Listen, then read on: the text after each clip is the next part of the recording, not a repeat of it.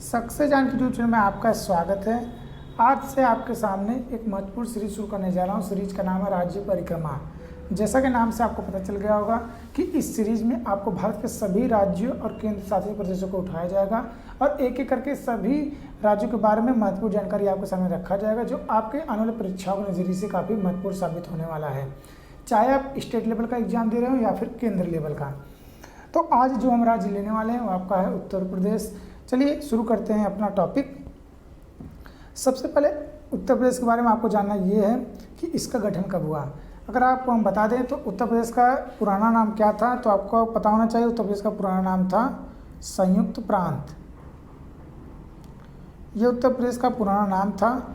सन 1950 मतलब 24 जनवरी 1950 को उत्तर प्रदेश का गठन हुआ और 24 जनवरी को ही संयुक्त प्रांत का नाम जो है वह 24 जनवरी 1950 को ही संयुक्त प्रांत का नाम जो है उत्तर प्रदेश रख दिया गया और 24 जनवरी को ही उत्तर प्रदेश स्थापना दिवस मनाया जाता है। ये पॉइंट आपके लिए काफ़ी महत्वपूर्ण है। और आपको बता दें एक पॉइंट आपको और पता होना चाहिए, जो वैदिक सभ्यता की जन्मस्थली या फिर जन्मभूमि जो मानी जाती है वो उत्तर प्रदेश की ही जन्मभूमि मानी जाती है। तो अगर आपसे पूछा जाए वैदिक सभ्यता की जन्मस्थली कहाँ है तो आपको बताना चाहिए उत्तर प्रदेश। चलिए पॉइंट अगला हम अपना देखते हैं। यहाँ पर आगे आप देखिए लिखा है उत्तर प्रदेश कुल क्षेत्रफल। उत्तर प्रदेश का कुल क्षेत्रफल 2,43,286 वर्ग किलोमीटर है और जो भारत के कुल क्षेत्रफल का 7.33% है। तो यहाँ पर इसका क्षेत्रफल लिखा हुआ है और कुल भारत के क्षेत्रफल का 7.33% है। ये पॉइंट आपको नोट करना है। आगे जो महत्वपूर्ण पॉइंट आपका है देखिए यहाँ पर है उत्तर प्रदेश की सीमा 8 राज्य, एक केंद्र शासित प्रदेश और एक देश के साथ मतलब एक इंटरनेशनल सीमा लगती है। 8 राज्य कौन कौन से पहले आप देखिए, उत्तराखंड, हिमाचल प्रदेश, हरियाणा, राजस्थान, मध्य प्रदेश, छत्तीसगढ़, झारखंड, बिहार। ये आपके 8 राज्य हो गए और एक केंद्र शासित प्रदेश की अगर बात करें तो आपका दिल्ली है, जो भारत की राजधानी भी है, आपको पता ही होगा।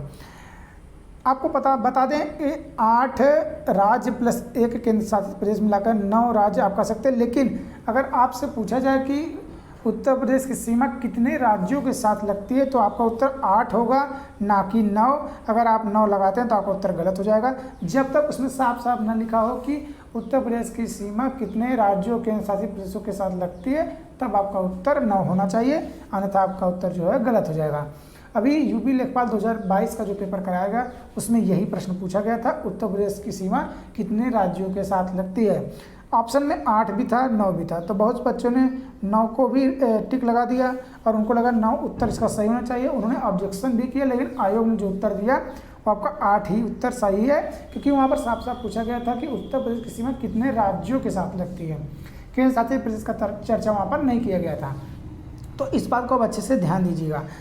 आगे अगर इंटरनेशनल सीमा की बात करें तो अंतर्राष्ट्रीय सीमा जो लगती है वो केवल एक देश के साथ लगती है, वहाँ पर नेपाल है, आपको पता ही होगा। यहाँ पर अगर उत्तर प्रदेश की जलवायु की बात करें तो उष्णकटिबंधीय मानसूनी जलवायु ये उत्तर प्रदेश की जलवायु है। चलिए आगे बढ़ते हैं, कुछ महत्वपूर्ण पॉइंट को हम देख लेते हैं। यहाँ पर महत्वपूर्ण पॉइंट आपका है राजधानी। उत्तर प्रदेश की राजधानी आपको पता होगा लखनऊ जो है उत्तर प्रदेश की राजधानी है। हाँ, अगर आपसे पॉइंट पूछता है कि न्यायिक राजधानी अलग से अगर पूछता है उत्तर प्रदेश की न्यायिक राजधानी क्या है तो आपका इलाहाबाद या फिर प्रयागराज जो नाम आपका रखा गया है। तो यहाँ पर राजधानी तो लखनऊ है लेकिन न्यायिक राजधानी आपका इलाहाबाद है। ये पॉइंट आप ध्यान दीजिएगा। मुख्यमंत्री वर्तमान में आपके कौन है? योगी आदित्यनाथ हैं। इनके बारे में एक पॉइंट ये बनता है कि अभी तक कोई भी ऐसा मुख्यमंत्री या व्यक्ति कोई भी ऐसा नहीं रहा जो कि उत्तर प्रदेश में लगातार 2 बार मुख्यमंत्री पद का शपथ लिया हो। तो योगी आदित्यनाथ ऐसे सीएम बन चुके हैं जो लगातार 2 बार उत्तर प्रदेश के मुख्यमंत्री बनने का कारनामा अपने नाम किया है। अगला हम बात करेंगे राज्यपाल। तो राज्यपाल की बात करें वर्तमान में आनंदीबेन पटेल हैं। उच्च न्यायालय की बात करें तो उत्तर प्रदेश का जो उच्च न्यायालय वो आपका इलाहाबाद है। इलाहाबाद की अगर बात करें तो इसके बारे में एक महत्वपूर्ण पॉइंट जो बनता है वो आपका है कि इलाहाबाद न्यायालय जो है एशिया का सबसे बड़ा उच्च न्यायालय है। ये पॉइंट आपको ध्यान देना है। और इसकी स्थापना जो हुई थी सन 1866 में हुई थी, ये भी पॉइंट आप नोट कर लीजिए। और एशिया का सबसे बड़ा उच्च न्यायालय जो आपका है इलाहाबाद है। इसका एक खंडपीठ भी है, वो आपका लखनऊ में है, आपको पता होना चाहिए। अगर हम राज्य की भाषा की बात करें तो जब उत्तर प्रदेश की स्थापना हुई थी तो उस समय सिर्फ हिंदी ही उत्तर प्रदेश की राज्य की भाषा थी, लेकिन सन 1989 में उर्दू को भी राजकीय भाषा के रूप में दर्जा दे दिया गया। तो इसमें राजकीय भाषा जो उत्तर प्रदेश की दो है, एक आपका हिंदी है और दूसरा आपका जो है वह उर्दू है, और सन 1989 में इसको राजकीय भाषा का दर्जा दिया गया। तो ये पॉइंट आप ध्यान दीजिए। अगर हम महत्वपूर्ण नदियों के बारे में देख लें तो यहाँ पर देखिए गंगा, यमुना, गोमती, घाघरा, शारदा, राप्ती, ये तमाम नदियाँ जो है उत्तर प्रदेश की महत्वपूर्ण नदियाँ हैं, आपको पता होना चाहिए। चलिए आगे बढ़ते हैं। आगे यहाँ पर देखिए राजकीय कुछ चिन्ह को देख लेते हैं। तो यहाँ पर राजकीय चिन्ह आपका जो मछली एवं तीर कमान, ये आपका उत्तर प्रदेश का राजकीय चिन्ह है। अगर राजकीय वृक्ष की बात करें तो अशोक का पेड़ जो है वह राजकीय वृक्ष है। राजकीय पशु की अगर बात करें तो बारहसिंगा जो है वह उत्तर प्रदेश का राजकीय पशु है। राजकीय पुष्प आपका पलाश है। अगर पलाश के बारे में आपको बता दें तो 2011 में पलाश को उत्तर प्रदेश का राजकीय पुष्प के रूप में चुना गया था। ये पॉइंट आपको ध्यान देना है। राजकीय पंछी की बात करें तो सारस है। राजकीय खेल आपका हॉकी है। राजकीय नृत्य की बात करें तो कथक है। यहाँ पर एक पॉइंट आपको मिठाई जो है राजकीय वो आपकी जलेबी है। ये भी आपको बातें ध्यान देना है। चलिए बढ़ते हैं आगे की तरफ। आगे एक महत्वपूर्ण पॉइंट आपका है, उत्तर प्रदेश में एक ही राष्ट्रीय उद्यान है, वो आपका दुधवा राष्ट्रीय उद्यान। ये कहाँ पर आपको पता है, वह लखीमपुर खीरी में है। और आपको बता दें सन 1985 में इसको यूनेस्को के विश्व धरोहर में 85 में इसको यूनेस्को के विश्व धरोहर में शामिल कर लिया गया था। और स्थापना भी इसका जो हुआ था वह 1985 में हुआ था। इस पॉइंट को आपको ध्यान देना है। आगे बात करें राष्ट्रीय प्रतीक जो भारत का, ये राष्ट्रीय प्रतीक जो भारत का है अशोक स्तंभ। आपको पता होगा भारत का राष्ट्रीय प्रतीक क्या अशोक स्तंभ है। ये कहाँ पर है तो उत्तर प्रदेश के वाराणसी जिले के सारनाथ में। आपको ध्यान देना है भारत का राष्ट्रीय प्रतीक जो है वह उत्तर प्रदेश के वाराणसी जिले के सारनाथ में आपको ध्यान देना है। तो यहाँ पर कुछ महत्वपूर्ण पॉइंट जो आपका बनता है, देखिए विधान परिषद सीटों की संख्या 100 है। विधानसभा सीटों की संख्या उत्तर प्रदेश में 403 है। राज्यसभा सीटों की संख्या 31 है और लोकसभा सीटों की संख्या जो है वह 80 है। तो यहाँ पर एक पॉइंट आपको महत्वपूर्ण बनता है कि अगर आपसे पूछा जाए विधान परिषद सीटों की संख्या सबसे अधिक किस राज्य में, या फिर विधानसभा के सबसे अधिक सीटों की संख्या किस राज्य में, या फिर लोकसभा या फिर राज्यसभा, कोई भी अगर आपसे पूछा जाता है कि इन चारों में से किसी भी बारे में अगर आपसे पूछे सबसे अधिक सीटों की संख्या किस राज्य में है, तो आपका उत्तर होगा उत्तर प्रदेश। इससे अधिक सीटों की संख्या ना कि विधान परिषद कहीं पर है, ना विधानसभा, ना राज्यसभा, ना कि लोकसभा। तो आपको ये पॉइंट ध्यान देना। चलिए बढ़ते हैं आगे की तरफ। यहाँ पर आपको पॉइंट काफ़ी महत्वपूर्ण आपका ध्यान देना है। प्रथम मुख्यमंत्री उत्तर प्रदेश के जो आपके बने थे आपको गोविंद बल्लभ पंत, जो उत्तर प्रदेश के प्रथम मुख्यमंत्री रहे थे। प्रथम राज्यपाल की बात करें तो सरोजनी नायडू जो थी उत्तर प्रदेश की प्रथम राज्यपाल के रूप में नियुक्त हुई थी। अगला आपका प्रथम महिला मुख्यमंत्री आपका सुचिता कृपलानी है उत्तर प्रदेश की। प्रथम उत्तर प्रदेश की महिला राज्यपाल जो है सरोजनी नायडू है।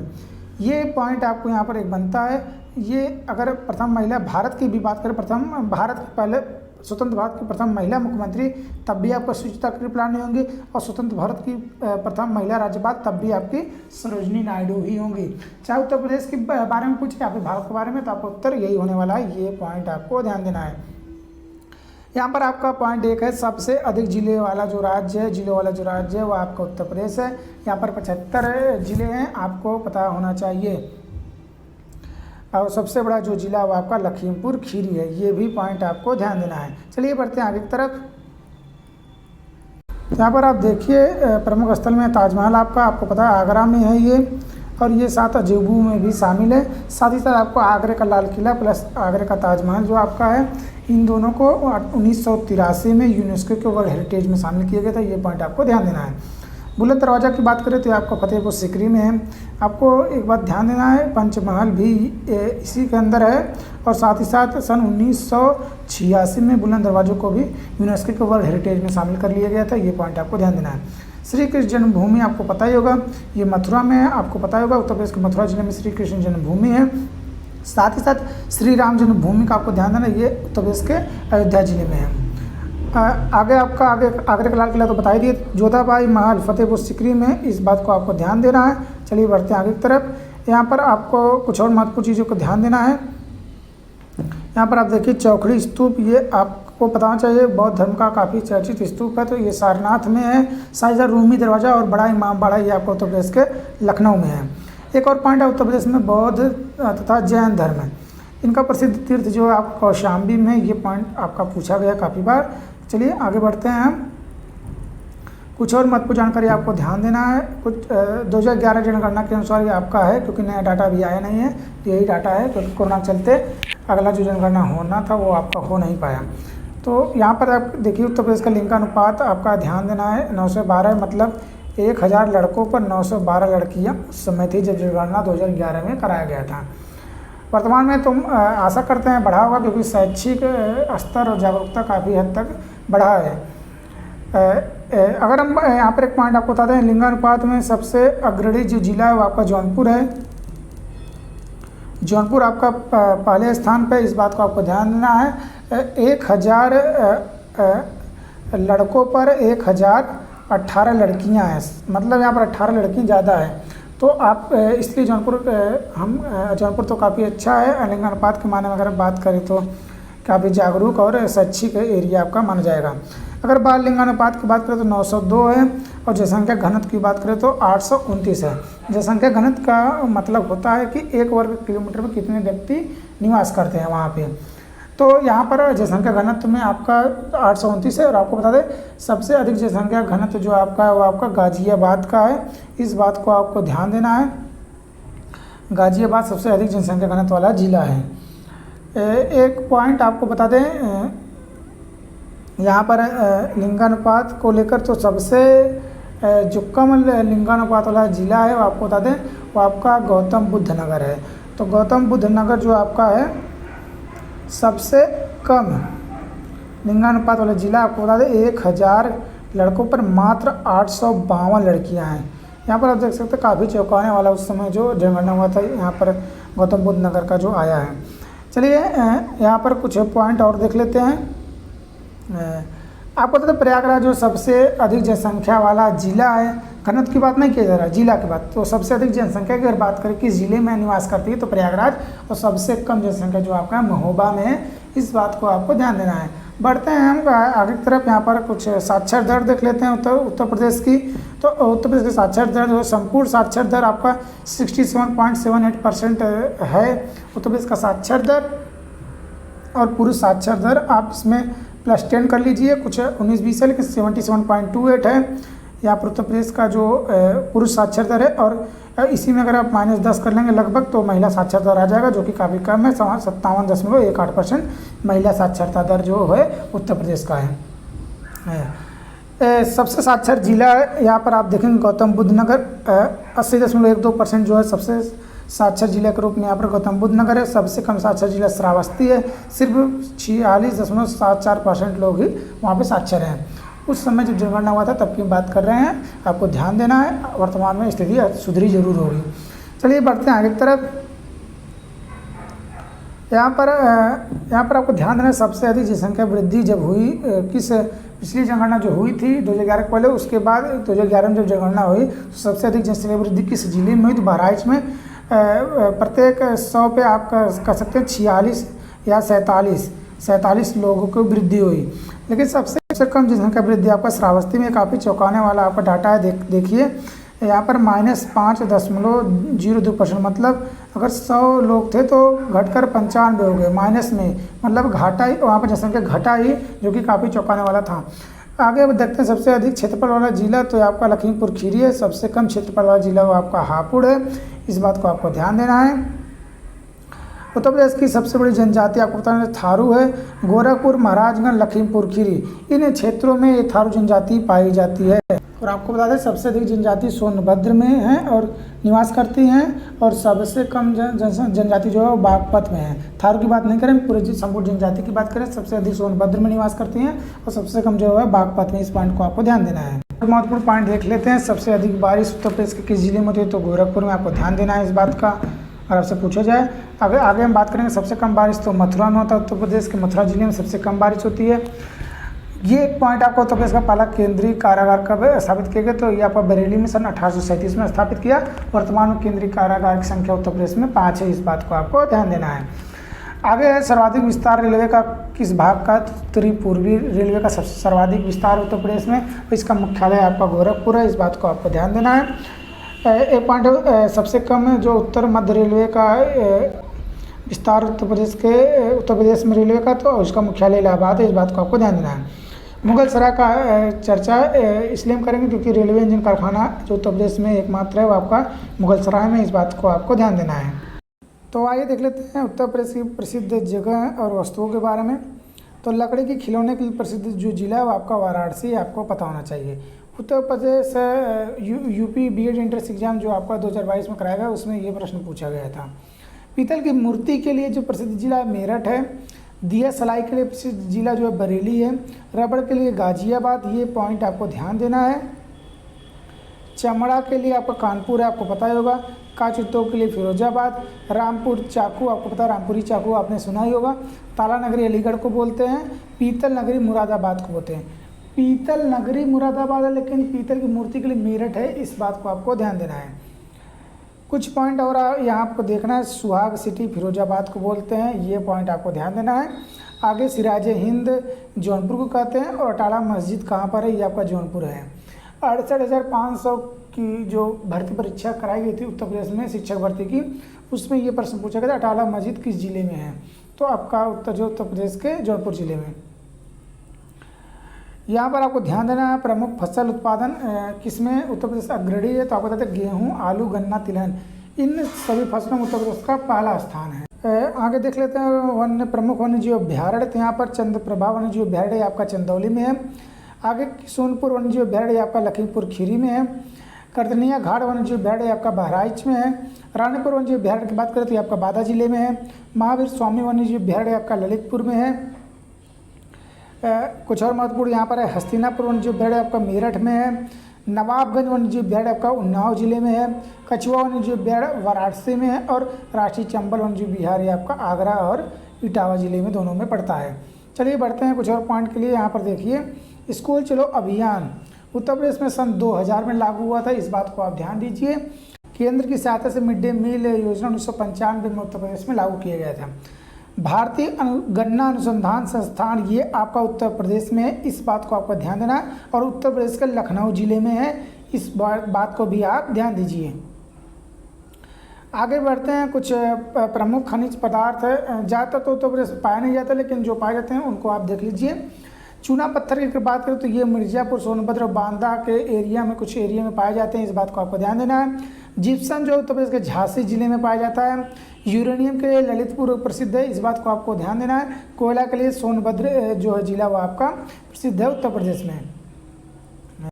भूले बिसरे महत्वपूर्ण पॉइंट को आपको यहाँ देखना है, जो छूट गया होगा इसको आप देख सकते हैं। आपको बता दें टेराकोटा, इसको यहाँ पर जीआई टैग दिया गया है। टेराकोटा जो है इसको जीआई टैग मिला है, ये गोरखपुर का है, इसको आपको ध्यान देना है। कीथम झील ये आपका आगरा में है, इस बात को आप ध्यान दीजिए। बुद्ध इंटरनेशनल सर्किट जहाँ पर फार्मूला 1 की रेसिंग होती है, ये भी आपका उत्तर प्रदेश में है। और भारत का सबसे बड़ा हवाई अड्डा जेवर एयरपोर्ट ये आपका ग्रेटर नोएडा में बनाया जा रहा है, इस बात को आपको ध्यान देना है। कुंभ मेला आपको पता होगा उत्तर प्रदेश के प्रयागराज में लगता है। और आपको पता है कुंभ मेला जो है कुंभ मेला को 2017 में वर्ल्ड हेरिटेज में शामिल किया गया था, इस बात को आपको ध्यान देना है। तो आपको पता है कुंभ मेला जो है भारत के 4 जगहों पर लगता है, एक प्रयागराज, एक नासिक, एक उज्जैन और एक हरिद्वार। इन 4 जगहों पर कुंभ मेला का आयोजन होता है। ट्रांसजेंडर यूनिवर्सिटी जो बन रहा है वो आपको कुशीनगर में बना है, इस बात को आप ध्यान देना। ट्रांसजेंडर यूनिवर्सिटी कहाँ पर है तो पूछा जा सकता है, तो आपको पता था कुशीनगर में है। यहाँ पर कुछ और महत्वपूर्ण पॉइंट यहाँ पर आपका है। नौटंकी, रासलीला, कजरी, चांपोली ये लोक नृत्य आपके हैं उत्तर प्रदेश के। आपको कजरी जो आपका ये आपका मिर्ज़ापुर के एरिया में प्रसिद्ध है, यहाँ इसकी शुरुआत हुई थी। रासलीला आपका मथुरा वृंदावन के लिए प्रसिद्ध है। बिरहा आपका भी उत्तर प्रदेश का ही है। और पीलीभीत टाइगर रिजर्व ये आपका उत्तर प्रदेश में है। और 2014 में इसको वन्यजीव विहार का दर्जा प्रदान किया गया था। कुछ चर्चित लोगों के बारे में आपको जानना जरूरी है। आपको बता दें कुछ चर्चित लोगों के बारे में जानिए। सबसे पहले आपको बता दें लाल बहादुर शास्त्री जी के बारे में आपको पता होगा, जो उत्तर प्रदेश से ही बिलोंग करते हैं। लाल बहादुर शास्त्री, इनके बारे में तो आपको पता होगा, भारत के दूसरे प्राइम मिनिस्टर हैं, प्रधानमंत्री हैं। और इनका जन्म वाराणसी के मुगल सराय में हुआ था, मतलब उत्तर प्रदेश के वाराणसी जिले के मुगल सराय में इनका जन्म हुआ है। अगले जो चर्चित व्यक्ति आपके हैं वो आपके हैं राम प्रसाद बिस्मिल। इनको भी, इनके बारे में तो आपको पता ही होगा। राम प्रसाद बिस्मिल जो हैं ये काकोरी कांड से संबंध रखते हैं, जिसका नाम अब काकोरी ट्रेन एक्शन इसका नाम कर दिया गया काकोरी कांड को बदलकर। तो ये इस एक्शन में शामिल थे। इनका भी जन्म उत्तर प्रदेश के शाहजहाँपुर में हुआ है, इस बात को आपको ध्यान देना है। अगला पॉइंट आपका जो चर्चित लोग हैं आपके हैं चर्चित अमीर खुसरो। ये तो आपको अमीर खुसरो के बारे में आपने सुना ही होगा। इन्हें तोता हिंद कहा जाता है, इस बात को आप ध्यान दीजिए। तोता हिंद किसे कहा जाता है? अमीर खुसरो को। और इनका जन्म जो है एटा जिले, उत्तर प्रदेश के एटा जिले में हुआ है। और आपको बता दें अलाउद्दीन खिलजी के दरबार में ये रहते थे। अगले जो चर्चित हैं आपके हैं रानी लक्ष्मीबाई। इनके बारे में तो आपको पता होगा, ये किसी पर्चे के मुस्ताद तो नहीं है। अंग्रेज़ों के नाक में दम कर दिया था इन्होंने। और ये आपके झांसी से बिलोंग करते हैं। इनके बारे में तो आपको अच्छे से पता होगा। अगले जो चर्चित व्यक्ति हैं आप महिला आपके बेगम हजरत महल। बेगम हजरत महल ये आपके उत्तर प्रदेश के फैजाबाद, जिसका नाम अयोध्या कर दिया गया, वहाँ से बिलोंग करते हैं। और 1857 की क्रांति जो थी वो फैजाबाद से इन्होंने ही या अपना कह सकते हैं उसको लीड किया था। तो इस बात को आपको ध्यान देना, फैजाबाद से ये बिलोंग करती हैं। तो ये रहा उत्तर प्रदेश के कुछ महत्वपूर्ण पॉइंट। एक और पॉइंट है अलीगढ़ मुस्लिम यूनिवर्सिटी भी आपका उत्तर प्रदेश में ही है। तो यह राज्य परिक्रमा है, पहला राज्य जो उत्तर प्रदेश है। उस समय सभी महत्वपूर्ण जानकारियाँ। अगर कुछ पॉइंट छूट गया तो आप हमें कमेंट बॉक्स में बता सकते हैं। अगले वीडियो में आपके लिए दूसरा राज्य लेकर आऊँगा। तब तक चैनल से जुड़े रहें। अगले अपडेट तक जय हिंद।